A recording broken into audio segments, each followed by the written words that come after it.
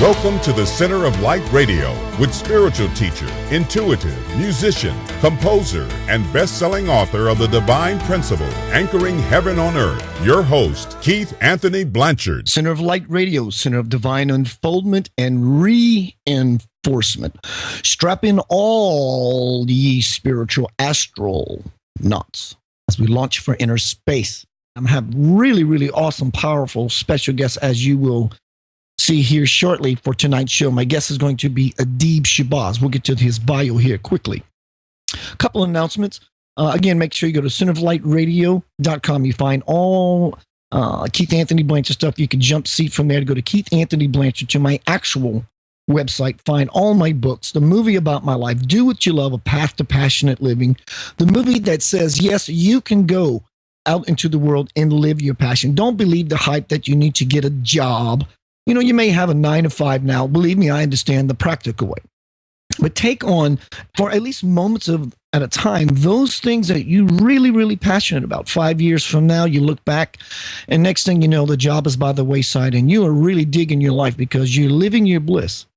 Check out Do What You Love, themovie.com for a $5 rent made by Blue Cast Productions out of New York City. Very well done. Very excited about that. Also, you can go to fortheloveofgodbook.net. This book is about my journey to South India to spend time with an avatar.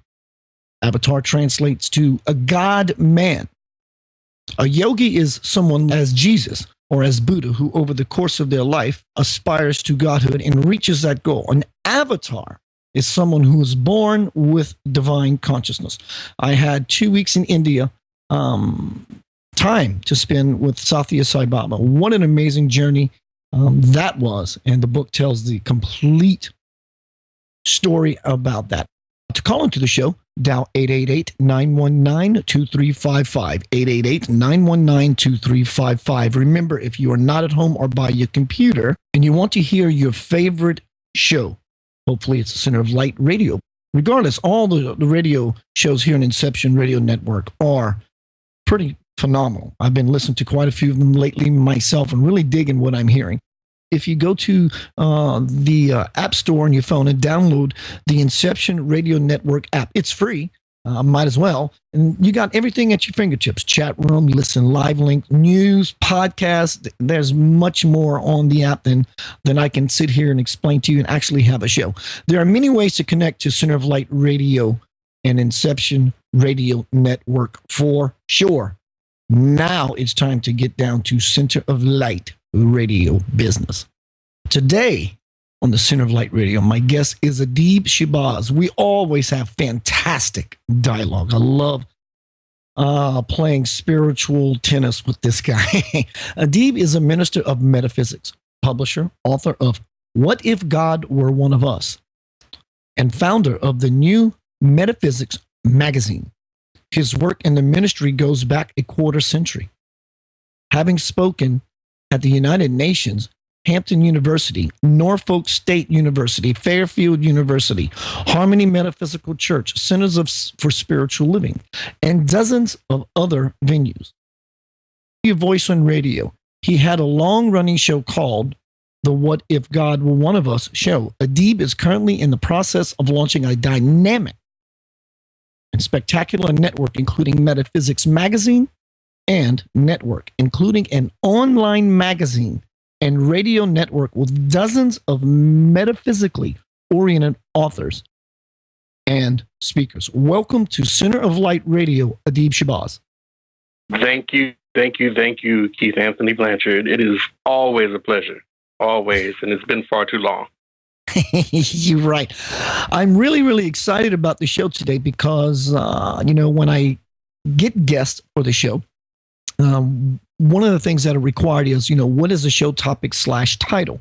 And I was really giddy when you told me your conversation piece was going to be about God realization, which is pretty much my absolute all-time favorite subject to talk about. So why don't you lead us into this subject? So God realization is, from your point of view, is this about the clearing of the lower self so that one becomes conscious of the higher self? Would this be the short process? It could be said that way. There are so many ways to say it and still be on the right path. The thing is that we get it. We have to get it. We have to first understand that simple statement, I am God, and not be intimidated by it. There's a lot of intimidation. In fact, when I became in my infancy of conscious, I knew that was the dialogue I was going to have to begin to have with myself, that I am God. I am God. And now there was a lot of reservation for me. One, I didn't want this new I am God attitude to piss God off. And I also have to find it within myself to muster up the courage, not only to say it, but to begin to believe it, and then begin to integrate not only the idea, but the truth of that statement within myself. And that is something that I'm still practicing till this day, obviously. Absolutely. And it's a constant process. It's a constant walk. And, you get the statement out of the way, I am God. And then it's like, now what? Now what? So you're still going through these stages of realization as you have declared it, but now you are realizing it and internalizing it so that you are actually feeling it. Because at first you don't feel it. Sounds like a lie. Yeah.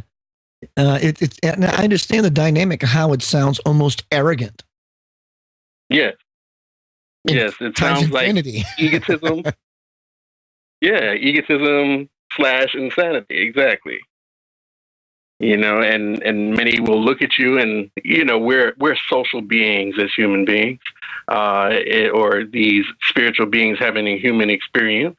And we don't like to piss off the people who we care about, or we think care about us, or that actually do care about us. And we are often worried about what people will think. What will people think if I say I am God? There'll probably be some obscenities flying. Absolutely. So how does one, other than affirming the statement and beginning the process of slowly but surely believing the statement, how does one begin to walk the I am God path to where they are now able to begin to gain some of those experiences that's going to slowly but yet surely expand them a level here or there? Every other week, they get a glance or a glimpse of something that, opens them up a little more. And then a few weeks later, or a month later, or a year later, something opens them up a little more. How do we begin the process of opening ourselves to actually becoming that and experiencing such glory? The most helpful thing for me, there's a very famous saying in the Bible, God is love. And if I'm saying I am God, I am also saying I am love. Yes. And it's easier for the mind to digest that. So once I make the declaration, I then, often repeat the declaration, I am love, because it's more digestible to the psyche and it's more digestible to those around us. And it's just easier for us to work with. We grow into the understanding that if I am love, I am God. But I am love can be more of a practice that we're comfortable with and that we can see the benefit directly from. And as we not only say that, we practice it, we then grow into that realization within through our deeds, our actions, and the feeling that we have. I would agree with that. It's more palatable. It's very much more palatable to say that I am love, and then maybe follow with the thought, I am God, because they're now interchangeable. But when one declares that I am God, there's like an immediate wall that one could possibly hit, depending on your level of openness, as you are affirming, or even in a meditation, sitting in such a disposition, declaring. I mean, how do we go from the lower self, humans, as faulty as we can be, to affirming that I am God. And people say, well, you're just not ready to handle that kind of idea yet. But somewhere you have to start that foundation so that as you begin to have life experiences, you start believing the very idea that it's just possible that you are. And then when you start getting glimpses, expanded glimpses, and peripheral awareness begins to grow, and dynamic of energy begins to move inside, then you start to believe it a little more, and you start to integrate the idea to where you no longer have to affirm that I am God. It becomes second nature, and that's the new platform that you're living your life from. Yes, I agree that when we affirm that I am love, it's a lot more digestible for sure, and probably for those around you as well, as you had mentioned. Absolutely, and it also helps guide the process. Because, your being is, you start with the loving acts, but your being becomes love itself. And what is more godly? You're there when you are at that space of love. You're there. You're in connection. And when you're in connection, you can also then receive those things that you may need on the physical plane, and navigating through this whole life on a very effortless level. And then you have a knowing that you are God, because everything is coming so effortlessly and coming to that point where you don't have to struggle for things more and more each day. Then you realize, yes, I am God. And it's not a boast. It's something of actual humility, in fact. Yes. And the boast would be, I'm not God. that would be the boast itself. The opposite. The idea of duality would be something of missing the mark. We're talking about this because I understand and it was for me. There's a fear that happens when we affirm not the idea, the truth. Let me say that again. It's not an idea. It is the absolute truth. It's the secret that everyone in the entire world who has ever been born has been seeking to find their way to the reason for that particular life, that particular lifetime, that particular incarnation. In The Divine Principle, the book that I wrote some years ago, shameless plug, in the back of the book, when I described what it was like for me, heck, I'll just read the paragraph. Though everything I was learning felt right, every once in a while, some part of me put up resistance. You may ask why. Here are 4 reasons. I knew that everything I thought I knew would have to change. I knew that I'd have to take full responsibility for the mess I'd made out of my life. I knew that because of my unresolved emotional issues, my life was sure to get worse before it got any better. And here's the real kicker. I was frightened because I didn't want my new I am God attitude to piss God off. But I was determined to change no matter what it took.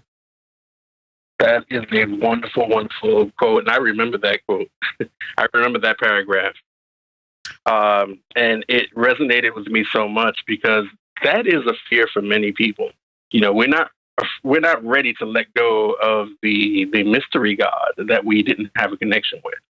And we somehow think, well, what if I'm wrong? What if I'm wrong? Then I'll just be damned to hell.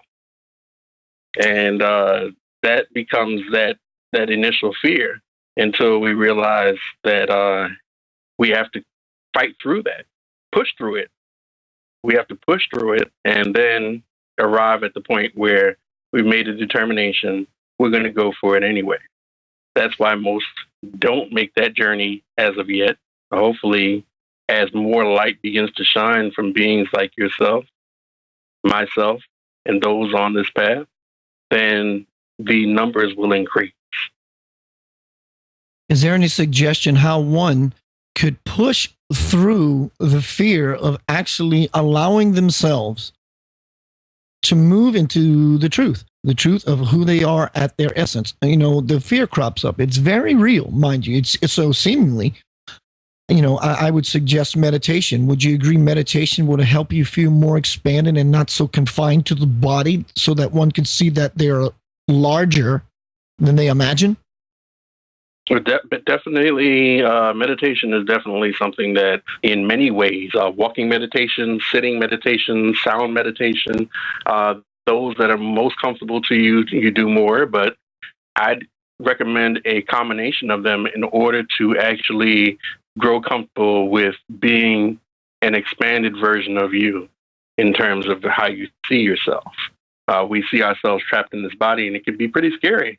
Thinking that I'm a meat suit, approximately 200 pounds, like, hey, there's not much of me, but if I go beyond my meat suit and I realize that I am energy, meat. And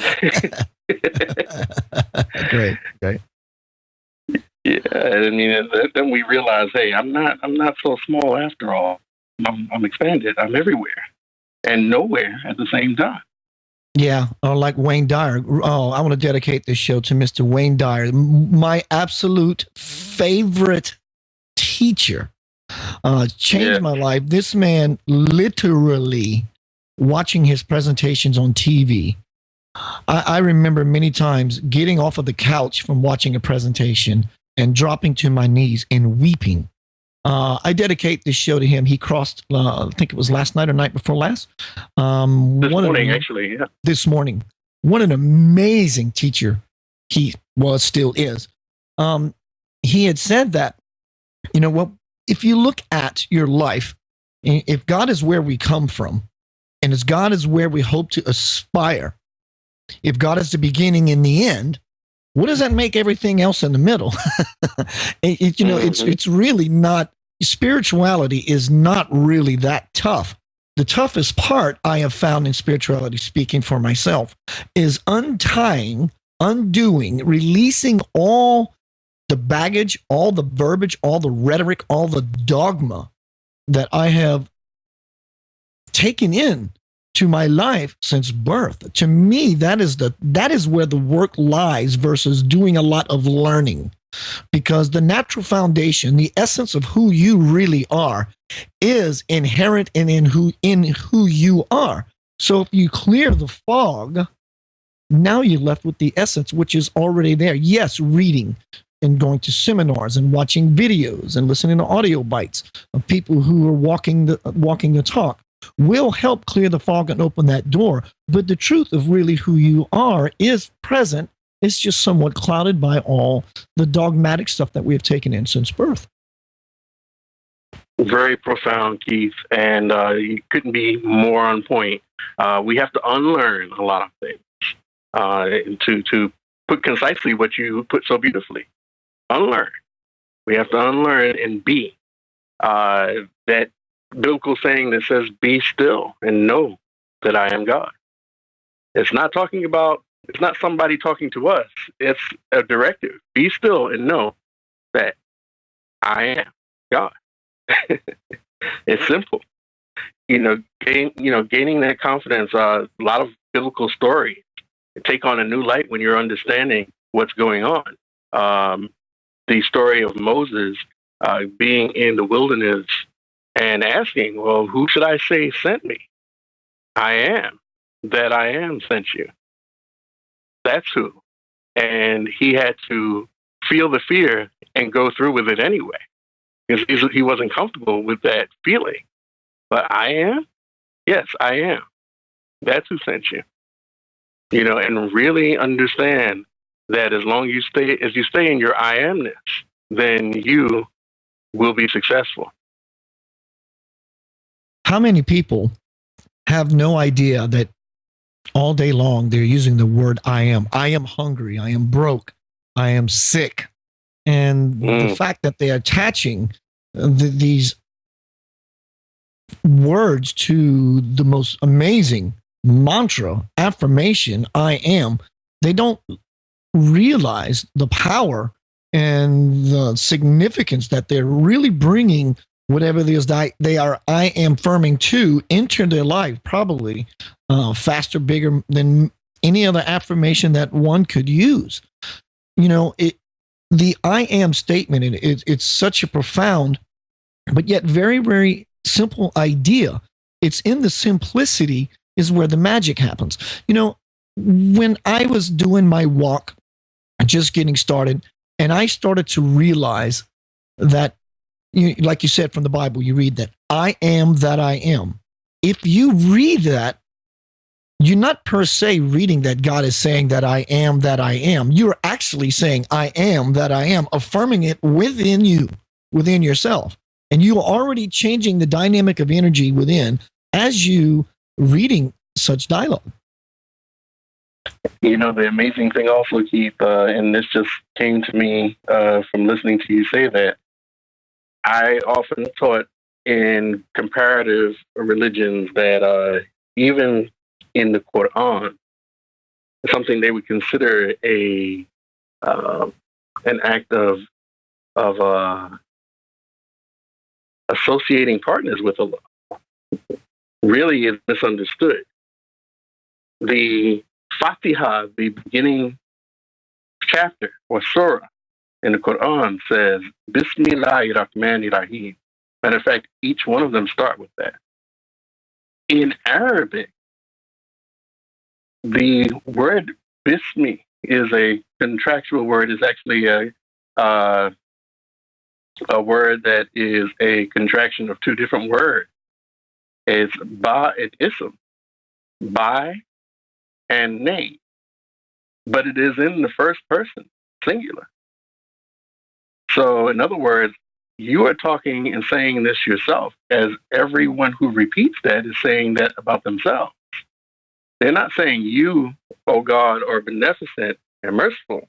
It is saying, I am beneficent, I am merciful. And that's an interesting thing. I don't really hear anybody else pick up that I am is there also. Right there in the Quran. It's there in the Judeo-Christian tradition, and it's there in the Islamic tradition as well. When I interviewed Swamiji Viswayogi, God Realized Man, last week, one of the questions I wanted to ask, but I didn't. I felt it more pertinent to ask the questions that did consider humanity's best interest, as it should be. But one of the questions I wanted, and it's also the question, also there's a point here about why one should seek in, God realization. It's not that your life is not perfect as it is now. It's not that you're not perfect as you are now. Between now and forever, you can make a choice. You can go back to Creator whenever you choose. But as karma begins to accumulate over your past lives, and I say past lives, there's really no past lives. It's all happening now. It's all perspective. But the point is, there can come a time where one may be put on their knees and paint themselves in the corner, and they will choose a higher path, even if your life is perfect and it's in a lower way.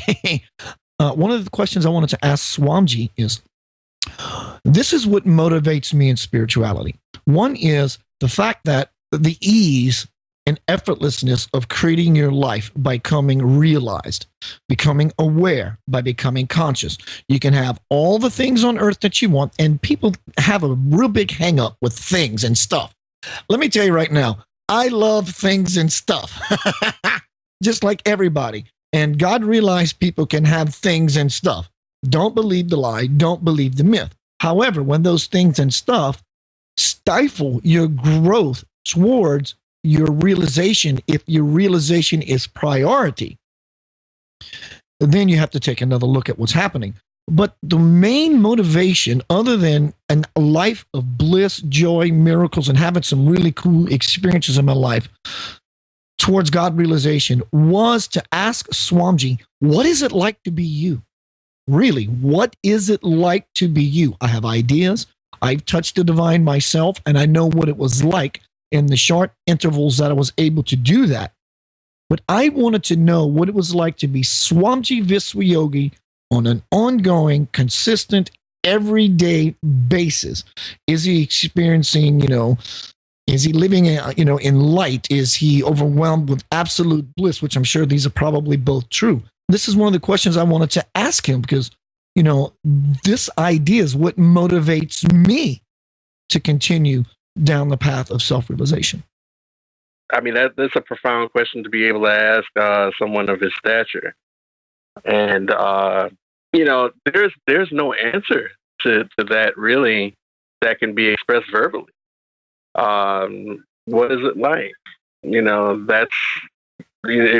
That's a realization question that is very hard to answer if it's able to be answered in a verbal form. So how does one begin to truly, we first establish, let's just call this step one, believing, affirming, declaring, meditating, accepting, speaking the idea, let's call it an idea for now, that I am God. And now you do this for 6 months and you get used to the idea and it feels okay. Now there's no more fear backing up or supporting your thoughts about acknowledging this aspect.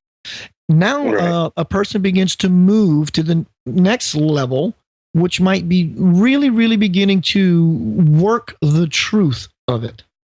Meditation would be a good way. What are some other ways that you would suggest that one can begin to open themselves up with? Gratitude beyond meditation. I would say gratitude. And speaking of Wayne Dyer, I mean, he reaffirmed this for me often. Just waking up and saying thank you, just thank you, and feeling it. And I mean, my days begin so blissfully because I do that and I say thank you. Nothing touches me deeply after that can be negative, because I know that I woke up with so much gratitude. And throughout the day, I'm grateful. Throughout the day, I look around and I'm grateful for all that I have access to and all I can view. And this has been in times where I've lived in a tent to times where I've lived in a home and anywhere in between. This has been at times where I didn't have as many physical things as I'd like. And there have been times where there have been more, but it never mattered because whatever was present at the moment, including waking up out of my tent one day and looking outside and seeing a deer look at me, I just felt gratitude, and I feel gratitude no matter where I wake up and no matter what the day is, because it's all now and it's all good. And that gives you such a connection because it opens you up to be able to give your gifts that you came here to this plane with to others. And that just opens you up so wide to be able to receive all the gifts that are available to you on this plane, which is limitless, really. It's limitless. And I find that I receive so much in terms of just blissful feeling, as well as things manifesting on the physical plane when I maintain this spirit of gratitude. My guest today is Mr. Adeeb Shabazz. Oh, by the way, I want to say thank you to Adeeb and acknowledge Mr. Adeeb Shabazz because he is the reason, he is the excuse, he is whatever word you want to choose, why I host Center of Light Radio till this day. Years ago, Adeeb interviewed me on his radio show back, I'd say about 4 or 5 years ago. And one day I was laying on my bed and I had this inclination to contact Adeeb and ask to interview him on his own show. And he said, sure. And that started my radio hosting career. Adeeb, would you give out your contact information to our listening audience here on Center of Light Radio? Sure, absolutely. You can definitely catch my works at www.whatofgod.net. You can reach me by email at Adeeb, that's ADEEB, at whatofgod.net. And I can be found on Instagram, Facebook, And Twitter, Instagram, and Twitter are at Adeeb Shabazz. That's AeebShabazz. And Facebook is facebook.com/Adeeb.Shabazz.author. Center of Light Radio, Keith Anthony Blanchett, your host. Tonight, my guest is Adeeb Shabazz. You can catch Center of Light Radio every Monday night, 6 p.m. Eastern Daylight Time. Adeeb, on the subject still of God realization, self-realization, we talked about affirming, believing the truth, which might be the beginning of the process of taking one from unconscious to moving into levels of consciousness, becoming conscious of the fact that you are conscious. Would you tell me a little more, if you can, how can one still move into the window of God realization in a practical way throughout their life by taking on attributes of the Creator, for sure? But tell me about meditation, what that has done for you. You know, there is so much being transmitted to us. We're like a radio receiver, and there's so much out there in terms of energy and information. It's not really out there, but for the viewpoint of, again, the meat suit and you being localized in one space, you need to be able to hear what's coming to you, literally. And we often don't even hear our own thoughts, let alone anything else that's coming to us. Isn't there something like we have like something like 30,000, 60,000 thoughts a day that go unmonitored? Yes. Is that that's crazy? Yes. And we don't realize it. I mean, and it's programmed, brought to you by CNN, MSNBC, ABC, NBC, Fox, and everything else. You know, we've got all this programming going on, and in the age of information, we have all this programming coming from somebody else. Really, of course, we understand there is nobody else. It's a bombardment. We are being bombarded. Right, and that those things that we were talking about unlearning, they're just being bombarded. I mean, we're being bombarded by them. And we can't really hear nature. We can't even hear the universe. We can't even hear our own thoughts to identify what they are. So meditation creates that space that allows you to come through, that allows God to come through, and the God thoughts can be heard. Yeah, and that's the magic and the power of the affirmation or the scripture that says, "Be still and know that I am God." There, in meditation, I have learned that when you begin to power up or boot up your meat suit, your meat computer through breathing, of course, if you're new in the path, you probably have thoughts begin to bombard your mind. Don't grab the thoughts, just let them pass through like clouds.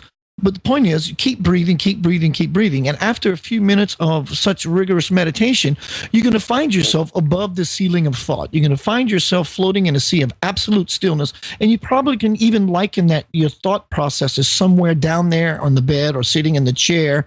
And you're going to be above that. And that is the space that the scripture is referring to. Be still. And when you achieve that very profound, loud silence, you will now know the direction home. You will feel beyond the body. You will feel, probably, if you've never had that experience in a meditation, you will feel for the first time that the statement you have been uttering, the I am God statement, is now true. You're actually going to begin to anchor that as a truth within yourself. Absolutely. Definitely. And, the fact that we here in the West are not known to practice much meditation, it's shocking to us when we actually attempt it. It's shocking to the system. Some people run away from it because it's too overwhelming.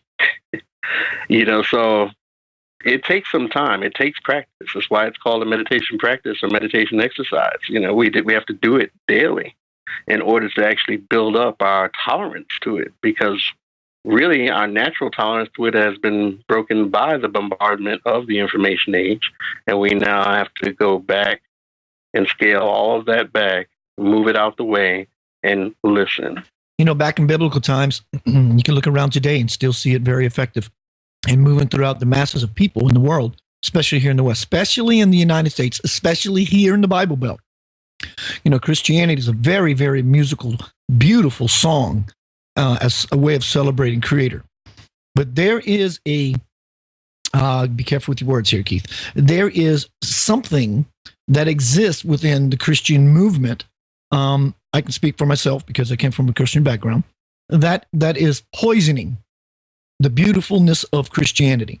And that is people believing the lie, spreading the lie. Back in biblical times, it was appropriate that you walk the path of right and wrong and you choose right over the wrong. And you speculate that when you die, if you're good enough, you're going to fortunately have some seat in some plane and some higher plane versus going to some fiery pit. That is old news. That is old paradigm. That is old world. That being said, you have to want, desire, taste, salivate for the expansion of your life. It's no longer about this right and wrong dynamic. It never was really. You have to really want to have that experience. You want to expand yourself in such a way. The world right now needs the idea of I am God because there's such division. I think that when we begin to see each other, here's a statement, namaste. I recognize the divine in you. That simple statement, that simple idea begins to pull the world together via such an amazing respect. And so I think the idea of graduating into your spirituality, it's never been about religion. Religion is a way of coming together and celebrating and sharing an idea about Creator. There is really no correct path except your joy. To me, you were born to live your passion. When you live your passion, you're blissful. These are attributes of God. God doesn't do anything he does not want to do or create anything that's going to be faulty, knowing one day he's going to despise of it and dispose of it. It doesn't make any sense to me. What makes sense to me is when we look at the attributes of Creator, peace, love, light, compassion. When we begin to practice these attributes of Creator, you are no different than Creator. You are actually putting into motion those very qualities, which will expand you very nicely into your spirituality. Adeeb, I would like to talk about your new Metaphysical Magazine that's going to be coming out here shortly. Yes, absolutely. Metaphysics Magazine is something I and others are very excited about, including yourself, as you've expressed to me. It's a great collection of free-form but focused writings on metaphysics. We have great works out there coming from religious science, from unity, but there is a need for a place where those who are in metaphysical thought, not necessarily part of these organizations, but perhaps their own organizations, perhaps just as an individual, who have a place to come together and express the wonders that are out there. I mean, your show, your writings are just but one example of the great people that I know that deserve to be heard by a much wider audience. And we're just excited to be able to present this type of platform to many interested readers. I mean, I've got to give thanks again to, an honor to Wayne Dyer, Dr. Wayne Dyer, such a great inspiration to us both, who has made people aware of metaphysics and metaphysical thinking. Oprah Winfrey has done a great job with that. I agree with that. I like the lady. A lot of people dog on her. I like her. I think yeah. I think it's just a fundamentalist who don't know how to process the information that she is blasting out over the airwaves to millions and millions of people. They just don't know how to handle or process that particular truth. Right. And I have to understand, she is great at what she does in terms of being able to, as you said, get it out to millions, out to the masses. It's not her job to go into the nuts and bolts of everything. She doesn't have the time or space to be able to do that. But it's up to us, once we hear that, to say, hey, okay, I've heard about this writer, this speaker, this presenter, and I'm going to go and dig into it more. And this is a place where people can go and dig in more. Once they've heard the word, now they can be students of that word. So it's going to be a great learning place for people to get together, not only read, but chat and interact with each other too. It's going to be, very forum oriented, where people can read the columnists, but also discuss them. So it's going to be something that I really heard a need for. And that calling came to me, with my experience in publishing. I said, answer that call. Let's get going. Is this going to be something great? Is this going to be an online magazine, a physical magazine, both? And how often are you going to publish your mag? Is this going to come out every week, bi-week, monthly, quarterly, what? The beauty of it is this is something that I'm trying that's brand new. We're going to do it online. That's not the new part. It's going to be online at first. And we're going to, have a physical edition forthcoming in the next year. But what we're going to do with the frequency of publication, it's going to be ongoing. There are writers who will write every month. There are writers who will write every week. There are even a couple that will write every day. And the frequency is going to, therefore, be as often as you can visit. Because there's always going to be something new at Metaphysics Magazine. Each day, something will be new. Definitely every week, there will be new material. And every month, there will be loads of material. Because they're going to be writers who are on their own frequency of writing. And that just came to me from being a long-time editor and publisher and fighting with deadlines and so forth. And everybody is pretty much marching to the beat of their own drum. And it becomes like forcing somebody into a box. I comfortably write every month, but somebody wants me to get this stuff out every week. I like to write every week, but I'm piling them up so I can get them all to you once a month, And the other person is saying, well, look, I journal daily. Well, all of that is a yes, yes, and yes. So it's going to be something that's going to be fresh and new daily for a reader. I think it's a fantastic idea, and I think you're the guy that can make that happen. When I had my interview with Swamji last week, a personal one-on-one, I asked him, what should I be doing with my life right now? And the first thing he said was he knows that I'm a writer. He blessed my work. He blessed the Center of Light Radio. He told me to write. He said, keep on writing articles. He said articles. And that's the motivation behind me asking the question to you. And thank you for the opportunity to being a part of your wonderful new magazine, Metaphysics. Is it called Metaphysics or Metaphysical Magazine? What is it called? Metaphysics. He wanted me to begin writing articles, and he used that word, and I absolutely believe deliberately. So I'm going to take it on your offer, and I'm going to write. I write daily. I make daily posts on Facebook. Why not make that an article for such an amazing platform that you're launching?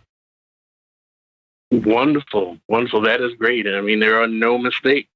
There are no coincidences. It's just us syncing up and being able to listen, like we were just speaking about, to the messages that are out there for us. So obviously that message was there for me, and it connected to the message that you were receiving, and it's all one message. And as you were saying earlier, there's there's no one path.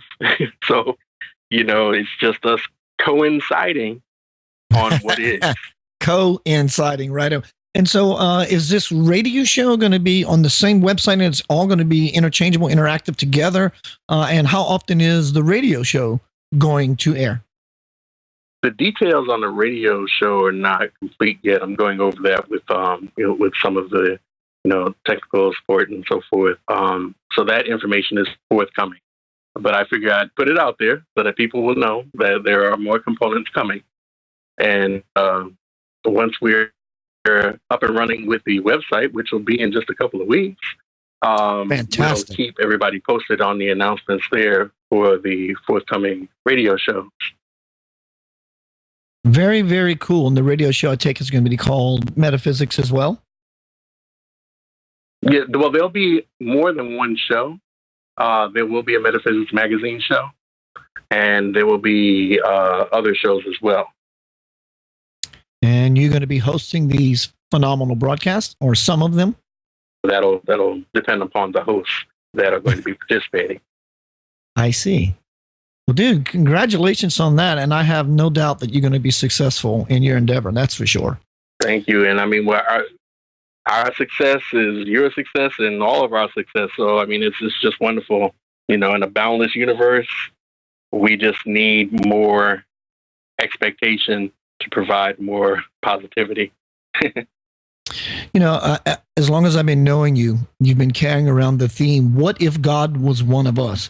When that song came out, I think, like the beginning of our dialogue here tonight on Center of Light Radio, when we first started talking about God realization, and we talked about affirming, declaring to yourself, I am God, and the uncomfortableness that can happen at the beginning stages of one practicing that particular truth.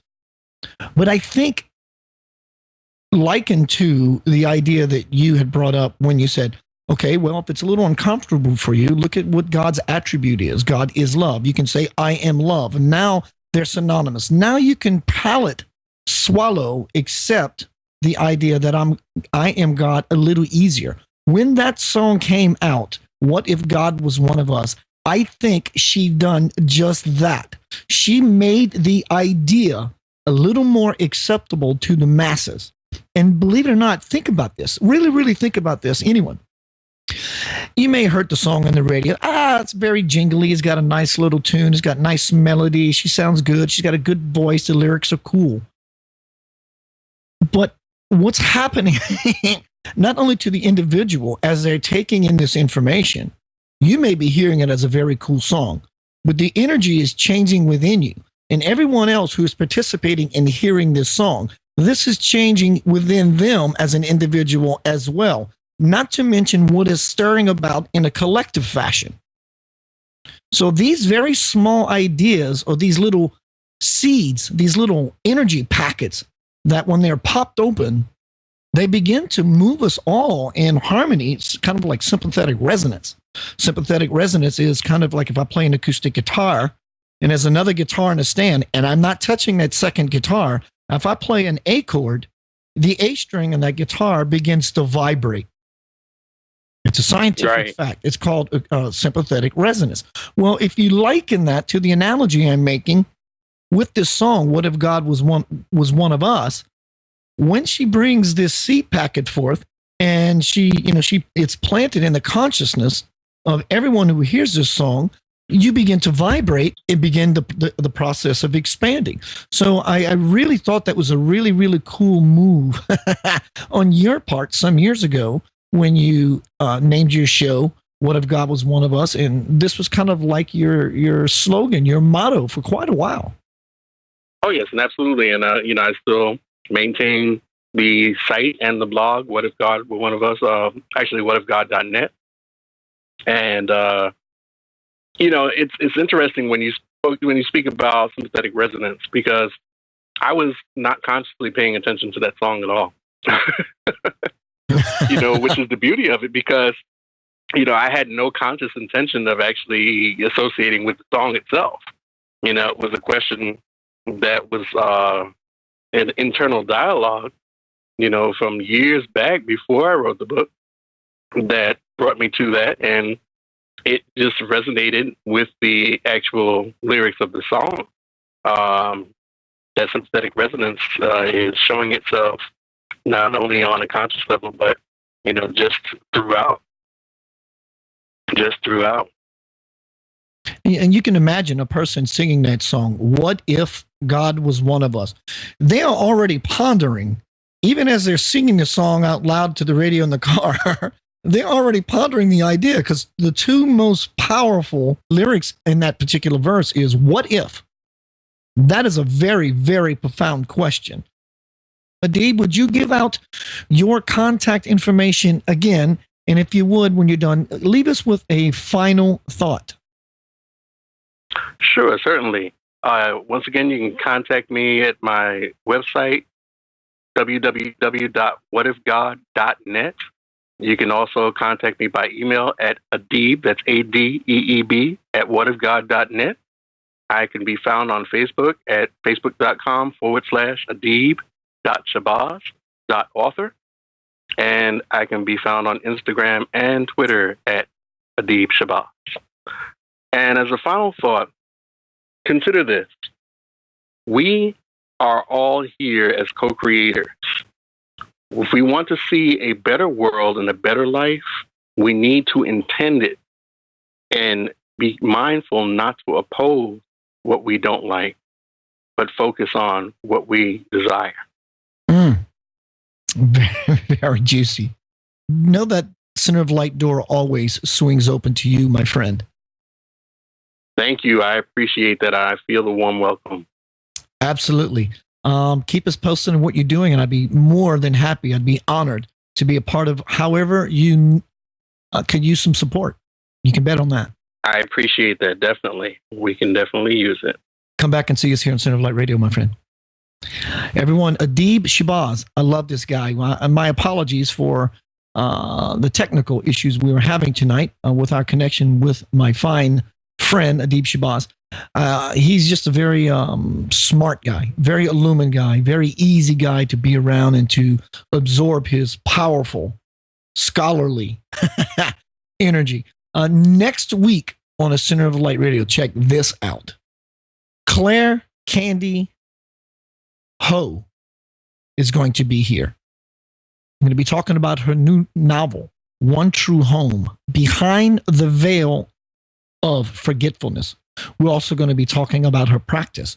Now, check this out. We're also going to be talking about her angelic walk-in experience in 2003. In the spiritual metaphysical movement, maybe many of you have heard about walk-ins. She is one, and she's going to tell us what that was like, who she really is, where she came from, and you can bet I'm going to have a big list of questions for her out of curiosity. I'm really looking forward to that show. And heads up out there, if you guys have any information that you can send me, send it to Keith Anthony Blanchard. That's KeithAnthonyBlanchard, Keith Anthony Blanchard at gmail.com. I'm looking to interview a time traveler. I'm looking to interview a time traveler here in Center of Light Radio. I've already put some feelers out, had some feedback, but nothing concretely. I'm here. I'm really about quality here on this platform. So send me an email. Even if it's just to point the direction, because you know someone who knows someone who knows someone, that's fine. I will do the research myself. I want to say thank you to all who continually come back to Center of Light Radio. You mean the world to me. It's just a pleasure to sit here in this chair and share my passion and my heart, and to gather and collect all these magnificent, powerful guests here in Center of Light Radio. Woo, what a long week this is for me. This is my Friday tonight. Keith Anthony Blanchard here. Remember, when you lay down at night, you have nothing to do.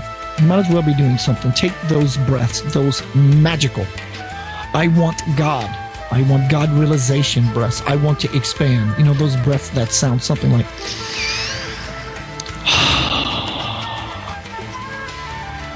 That's the place you should launch from.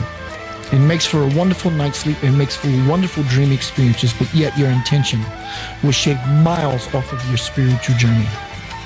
Be well, peace, love, and light, and always remember to ease into bliss.